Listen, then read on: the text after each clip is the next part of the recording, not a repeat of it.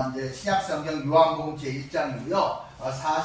45절, 46절 말씀입니다. 순서대에 나와 있고요. 또한 여기 나옵니다. 같이 뭐 짧으니까 같이 읽어요. 시작. 빌립하고 이제 나다나엘이 이제 가까운 동료, 뭐 친구 사이였던 것 같아요. 이제 근데 이 그 빌립이 예수님을 먼저 만났는데 자기들이 조상 때부터 기다리던 그 분인 거라고 이제 느낀 거예요. 모세가 율법에 기록하니까 많이 뭐냐면요, 성경책에 써있고, 그러니까 우리가 지금 있는 성경하고 똑같거든요. 유대인들이 있는 성경이 거의 비슷해요. 그 창세기, 출애굽기, 레위기, 민수기, 신명기 안에서 순서대로 있는데 거기에 모세가 쓴 그 율법 성경책에 메시아 구원자가 이렇게 올 것이 이렇게 저렇게 예언적으로 써있는데 거기 기록되었고, 다른 여러 선지자, 예언자들도 기록한 그분, 우리를 구원할 그 완전하신 분이 드디어 온 것 같다 라고 하면서 내가 그분을 만나봤는데 그분 진짜인 것 같아 라고 기뻐갖고선 친구한테 전하는데 그 친구한테 말하는 거야. 그분은 예수님인데 요셉의 아들이고 나사렛 출신이야 라고 말합니다. 이걸 왜 이렇게 풀었었냐면요, 여러분, 예수라는 이름이 좀 흔한 이름이었어요. 한국에서 흔한 이름 뭐가 있을까? 뭐 사랑받는 이름 많이 있잖아요. 태양은 흔하지 않죠. 가끔씩 있죠.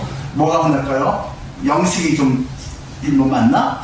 이렇게 흔한 이름이었어요. 그래서 성경에만 해도 예수라는 이름이 여러 번 나와요. 사실 다른 사람인데, 그래서 발음만 살짝 달라지지. 예를 들면 뭐 여호수아라는 이름 들어보셨죠? 교회다니신 분들 다 알아요. 또 호세아라는 유명한 선지자도 있는데 들어보신 분 있어요. 교회다니신 분들은. 이게 또 예수와 이게 발음이 비슷하죠? 다 같은 이름이에요. 사실은요. 같은 이름이거든요. 그러니까 예수와 존재가 많으니까 어떻게 부르냐면요, 앞에다가 구분 짓는 뭔가를 붙여요. 근데 구분 짓는 방법이 두 가지예요. 누구 아들. 그러면 이제 아버지 아들, 아버지와 아들이 똑같은 경우는 드무니까 여기서 요셉의 아들 예수. 그러면 이제 또 다 아들인데, 문제는 요셉도 흔한 이름이야. 흔한 아버지 이름, 흔한 아들 이름. 그러니까 한 번 더 확실하게 구분 짓기 위해서 나사렛 출신이야 이렇게.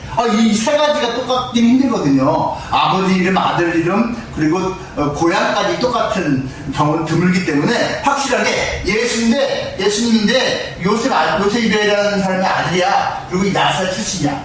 이렇게 딱 말했어요. 그랬더니 듣고 있었던 이 나다나엘이 시큰둥하게 시니컬하게 반납니다. 야, 나사렛? 그 깡총? 거기서 무슨 선한 게 나와? 이렇게 얘기를 합니다. 이거예요. 야, 아니 무슨 그런 깡총 중에 깡총에서 무슨 대단한 인물이 나오겠어? 이렇게 말합니다. 여러분, 공동 번역이라는 게 있거든요. 천주교와 개시교가 함께 번역한 성경이 있어요. 버전이 다른 거죠. 거기 번역을 좀 더 알아듣기 시켰어요. 나사렛에서 무슨 신통한 게 나오겠어? 이렇게 번역했습니다. 신통한 인물이 나오겠냐? 야, 그걸 깡총에서 비웃는 거예요. 그러니까 이 친구가 아니야, 네가 와서 봐, 와서 직접 한번 경험해봐 라고 초대를 합니다. 여러분, 이 나다나엘이라고 하는 사람은요, 이름이 이제 두 개, 뭐 우리도 이름 두 개인 경우가 종종 있고, 저도 이름 두 개거든요. 이 나다나엘 이름이 바돌로메라는 이름도 있어요. 교회 다니신 분들은 바돌로메 많이 들어봤죠? 근데 나다나엘이랑 바돌로메가 글자가 똑같이 네 글자네? 이 사람이 같은 인물로 인정이 돼요, 사실은요. 그래서 성경에서 같은 인물을 보면 되는데, 어쨌든 이 사람은 처음에 회의감을 갖고선 소개를 받았지만 직접 예수를 만나게 되는 장면이 근데 그 이후로 나오게 됩니다. 와서 보라. 여러분들 지금 예수님에 대해서 잘 모르는 분들도 있으시지만 와서 한번 조금씩 이제 경험을 하게 되는 거겠죠. 여기 이게 이제 그 어떤 한 이제 장면이 그림이 아니고 이 사진이에요. 사진. 정확히 말하면 영상을 찍은 사진입니다. 이게 뭐같이 보이십니까? 공장같이 보이기도 하고 아무래 보이기도 하고 뭐가 이렇게 막 연기가 막 나오는 것 같기도 하고. 여기가요,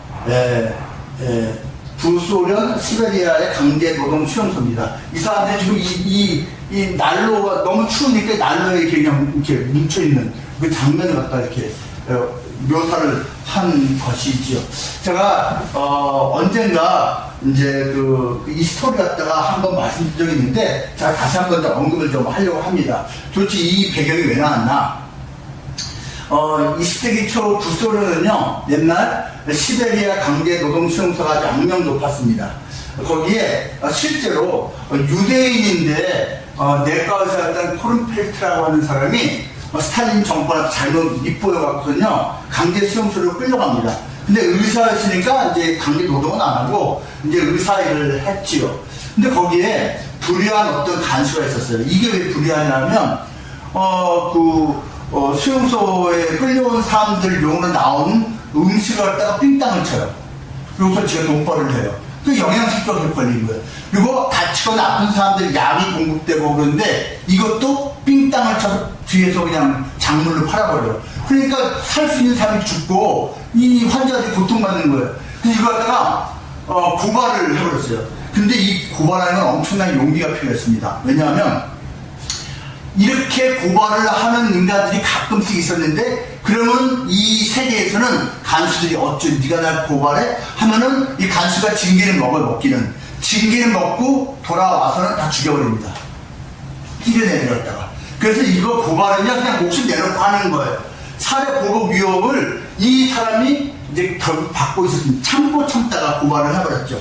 근데 이 사람이 유대인이었거든요. 유대인이기 때문에 유대인들은 대부분이 유대교를 믿어요. 그냥 99%입니다. 예. 근데 이 사람도 유대교 믿는 사람인데 정부한테 믿고서 끌려왔잖아요. 근데 이 강제 수용소에 와서 유대인들이 그렇게 싫어하고 머리라는 예수님을 만났어요.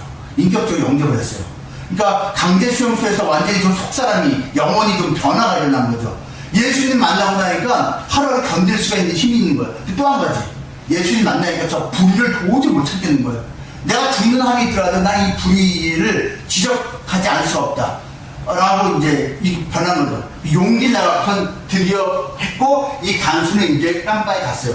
그리고 한 달 동안 갔다 간수용 깜빵에 갔어요. 그리고 한 달째 드디어 이제 출소라고 할까? 간수가 나오게 되고 복직이 되는 거죠. 그러면서 이제 이 코른벨트는 나는 이제 죽는구나 라고 이제 각오를 하고 있었어요. 그런데 알렉산드르 솔제니친이라고 하는 사람이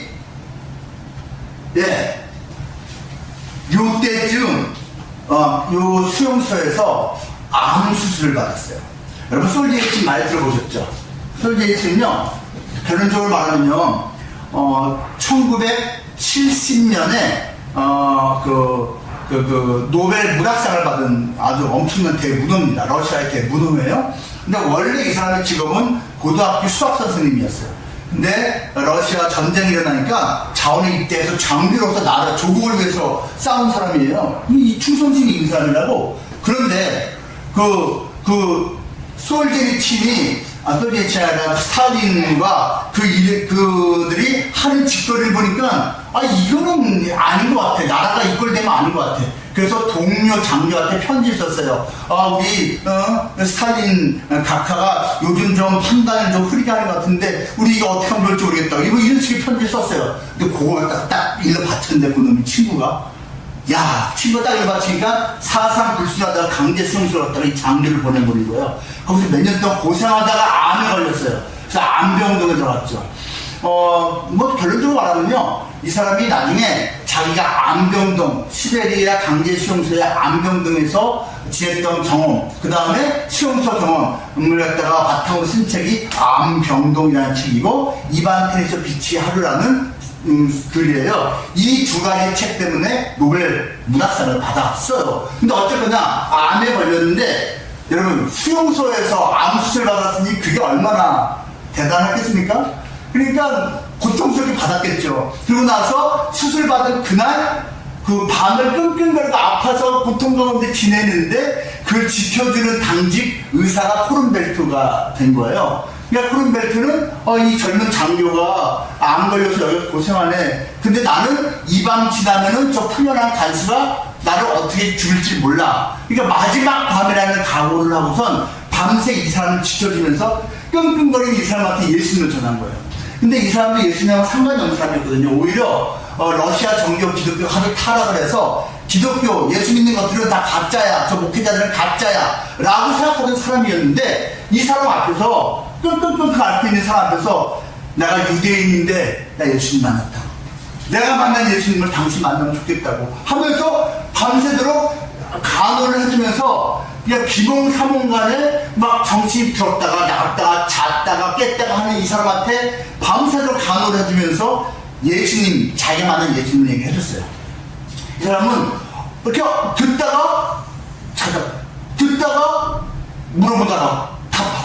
이거를 밤새도록 하다가 새벽에 잠이 들어서 깼는데 안 보이는 거예요. 이 코른벨트 의사가. 그날 죽었어요. 그 간수한테 끌려가서 사회를 당했습니다. 이 사람은 암 수술 받은 그날 밤 새도록 예수님 얘기를 평생 제대로 처음 들었어요. 그리고 예수님 영접했어요. 그 코른벨트가 목숨을 가지고 있던 마지막 날 밤에 예수님을 이 사람한테 전한 거예요. 그리고 이 사람은 바로 이러한 그 책들을 써갖고선 세계적인 문어가 됐고 이 책을 써서 러시아에서 추방당했습니다. 북소련에서 추방당해서 미국에서 오래 살았죠. 나중에는 돌아왔고 훈장도 결국 타게 됐는데요. 이 사람이 솔제니친이 그 책들에서 이런 말을 합니다. 내 조국에서 6천만 명의 생명을 빼앗아간 사건이 발생한 가장 큰 원인은 사람들이 하나님을 잊어버렸기 때문이다라는 글을 썼고요. 6천만 명이 스탈린 정권 안에서 죽었거든요. 프루시초프 그때 같이 연장시켜서 죽었거든요. 내게 있어 전 우주의 중심은 바로 그리스도라고 그는 고백을 합니다. 여러분 이 솔제니친은요 자기가 원래 관심도 없었고 오히려 미워하고 실은 또 오해도 하고 있던 그 기독교 예수 그리스도라는 존재에 대해서 인생의 가장 비참하고 힘든 시기 수용소에서 암수술 받은 그 첫날 밤 저는 암수술 받아서 알거든요. 너무 아파. 너무 아파. 죽어라 아파요. 내가 오직하면 기도를 이렇게 해서 하나님 나 차라리 죽여주세요. 너무 아파서. 네. 그 마취제 진통제 너무 아파. 근데 이 열악한 시설이었던 그곳에서 수술 받은 솔제니친 얼마나 아팠을까요? 근데 인생의 가장 밑바닥에서 그는 예수님을 소리받았고 예수님을 만났고 남은 일생을 문학가로서 그는 살아왔습니다. 교사로서 독직하지 않았어요. 문학가로서 소설가로서 살아가고 거기에 정신이 예수님을 드러내는 예수님 하나님의 사랑과 공의를 드러내는 작품들을 계속 써왔고 인간의 비참함과 인간의 이제 그 연약함과 인간에겐 도움이 필요하다. 인간은 하나님이라는 도움을 받아야지 인간답게 살 수 있는 존재라는 걸 강조하는 작품들을 써왔습니다. 요 내용이 지금까지 내가 말한 내용이 요 책에 써 있습니다. 네, 지금까지 내가 말한 내용은 도대체 어떻게 아냐? 그 코른벨트라는 사람, 실제적인 존재였던 유대인 의사가 그 수용소에서 러시아 수용소에서 솔제니친을 만나서 솔제니친 밤새도록 이걸 어떻게 아냐? 솔제니친밖에 몰라요. 이 사건 맞죠? 솔제니친이 이 사람을 만나갖고선 얘기해 준 거예요. 이 사람은 엄청 유명한 사람이에요. 사실 우리는 우리나라 사람들은 모르는데요. 찰스 콜슨이라고 하는 사람입니다. Loving God, Loving God. 여러분 이게요, 요 사진이거든요. 이게 철조망의 감옥이에요, 감옥. 이 찰스 콜슨은요, 인생 잘 나가는 사람입니다. 워싱턴 법대를 나왔거든요. 1970년대 초 닉슨 대통령의 법률 특별 보좌관이었습니다. 워싱턴에서 대통령의 법률 보좌관하는 끝발 최고였던 아주 한창 잘 나가는 젊은 시절을 보내는 사람인데요. 한 3년쯤 지났을 때 워터게이트 스캔들 터졌습니다. 이거 뭔지 아시죠, 여러분? 닉슨 대통령이 전쟁 영웅이거든요. 이 사람이 대통령으로 재임하고 재선을 해야 되는데 그때가 베트남 전쟁 시기였어요. 근데 이 반대파인 민주당은 전쟁을 반대하는 당이었거든요. 그러니까 공화당이 대통령하고 이제 이렇게 대립각을 세우고 있었죠. 그러니까 이 재선에서 이기기 위해서는 저들이 약점을 잡아야 돼요. 그래서 민주당 대통령 캠프가 차져 있는 워터게이트 호텔에다가 몰래 도천장치를 갖다가 심은 거예요. 누가? 이 사람의 보좌관들이. 근데 이 사람은 빼놓고 했어요. 그걸 시행한 보좌관들이 여러 명인데 이 사람을 빼놓고 했지만 이것이 발각됐을 때는 보좌관 전원 다 일단 감옥에 다시 넣어버렸죠. 그래서 들어가서 한 2년인가 3년인가 있었어요. 근데 결국 이 사람은 나왔죠. 결국 이 사람은 나왔지만 동료들이 한 것 때문에 얼떨결에 같이 끌려 들어갔어요. 근데 이 사람도 기독교 예수님에 대해서는 콧방귀 끼는 사람이거든요. 엄청나게 똑똑했고 자기 인생 최고의 전성을 달리고 있었으니까. 근데 갑자기 바닥을 떠들어가서 감옥에 갔어요. 감옥에 가서 예수님을 만났어요. 감옥에 가서 성령체를 보기 시작했고 인간의 연약한 모습, 인간의 부정직한 모습에 대해서 아주 그냥 엄청나게 회의감을 갖고 있다가 예수님을 만났고 이 사람이 이제 결과를 말하면 닉슨 대통령은요 워터게이트 스캔들이 일어나고 이제 도청 장치 심었죠, 걸렸죠, 걸린 다음에 그거 우리가 한 거 아니라고 무마하고 덮으려다가 그게 또 걸려버렸어요. 그래서 2년 동안 조사받아서는요 결국은 탄핵이 확정되기 직전 사퇴했어요. 그래서 미국 역사상 최초의 재임 중 스스로 그만둔 대통령 불명예를 안게 됐지요. 이번에 이제 트럼프가 지금 탄핵 걱정을 스스로 하고 있다라고 어디에서 말하고 있던데 이 사람이 사실 탄핵을 당하는 게 99.99%였거든요. 사표를 먼저 냈어요. 이 닉슨 대통령 하야하는 모습을 지켜보면서 최고 권력의 정점에 있던 인간도 저렇게 한순간에 나락에 갈 수 있구나. 그래서 37대 대통령이 나락에 가고 부통령이었던 포드가 38대 대통령으로 이제 등극을 하게 됩니다. 이 사람이 감옥에 가서 인생이 변해요. 그리고 나서 돌아와서 이제 나와가지고서는요 예수님을 전하는 사람, 그리고 자기가 아예 교도소 선교회를 창립을 합니다.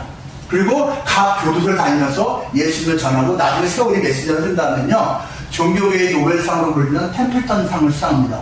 여러분 템플턴상이라는 게 익숙하지 않으시죠? 근데 이게 여러분 종교계에서는요 최고로 권위가 있는 인정받는 존중받는 상인데 우리나라에서 한 명 받았어요. 우리나라에서는 한경진 목사님이라는 분이 가난한 사람들, 약자들 많이 구제, 영락교회가 구제 엄청나게 많이 했거든요, 과거에. 그것 때문에 받기도 했습니다. 그리고 평생 예수님을 전하고 나중에 가서 아예 그냥 목회자가 돼 버렸습니다. 이 사람이 이제 자기가 워낙 인맥이 넓으니까 방금 제가 아까 말씀드린 솔제이치도 만날 수 있었던 거예요. 그래서 솔제이치를 만나서 당신의 작품을 보면 은근히 기독교가 깔려있고 하나님에 대해서, 인간에 대해서 아주 차분하게 기술을 했는데 당신이 도대체 무슨 일이 있었습니까? 그랬더니 인터뷰를 해준 거예요. 사실 내가 수용소 있을 때 하고서인데 그래서 그걸 갖다가 이런 어마어마한 스토리가 있었어? 하고서는 러빙가사는 아까 그 책을 써서 세계적인 베스트셀러가 됐고 이외의 모든 책들도 다 재밌습니다. 아까 지금 말씀드린 찰스 콜슨이라는 분 나중에 시간 있으면 한번 책 읽어보세요. 단점이 딱 하나예요.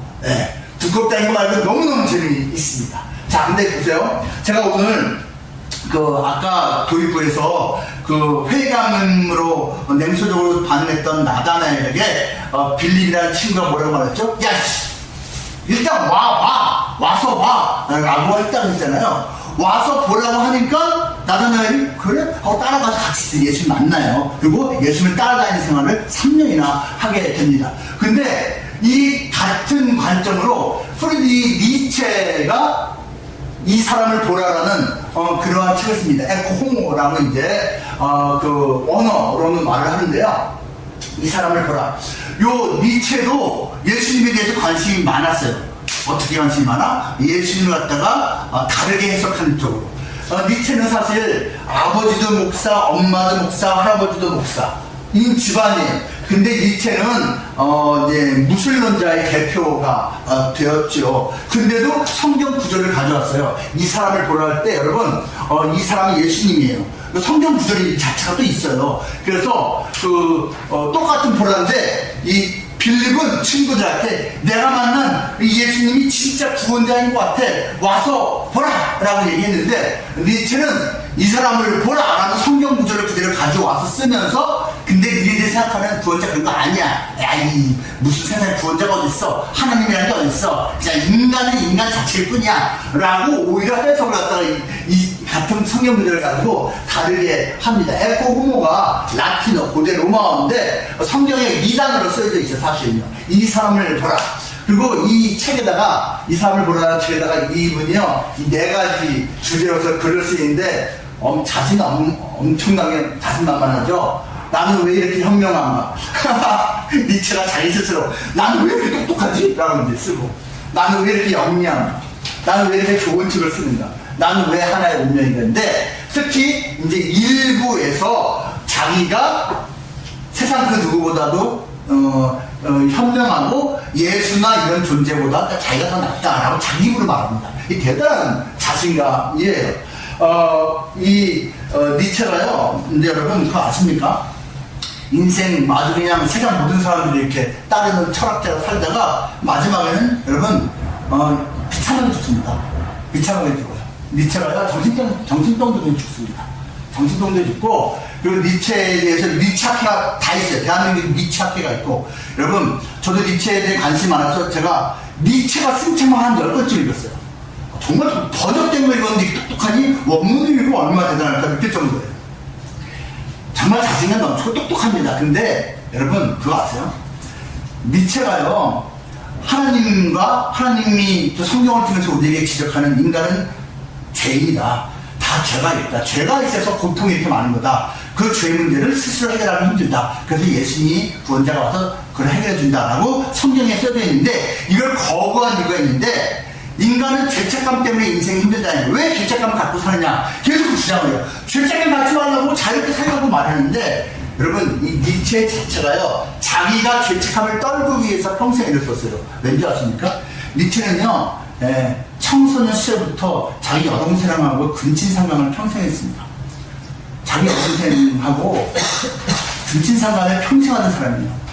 그러니까 이 죄책감이 어마어마했던 거죠. 그러니까 죄를 안 짓고 죄를 회개하는 걸로 풀어야 되는데 죄라는 건 존재하지 않아 하면서 죄를 말하는 하나님을 부정하면서 신은 죽었어 하면서 자유고 싶어 했던 거예요. 이 역사를 아시겠습니까 여러분?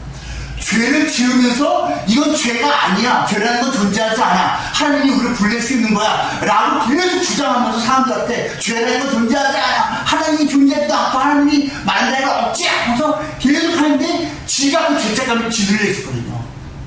그렇게 살다가 맨 마지막에 정신병을 들어가서 이제 내가 죽을 날이 얼마 안 남았고 난 본인도 알아요. 그래서 여러분 그 정신병동 들어가서 남긴 글이 자기가 평생 여동생하고 근친상간했다는 글을 남긴 겁니다. 길게 남겼습니다. 길게.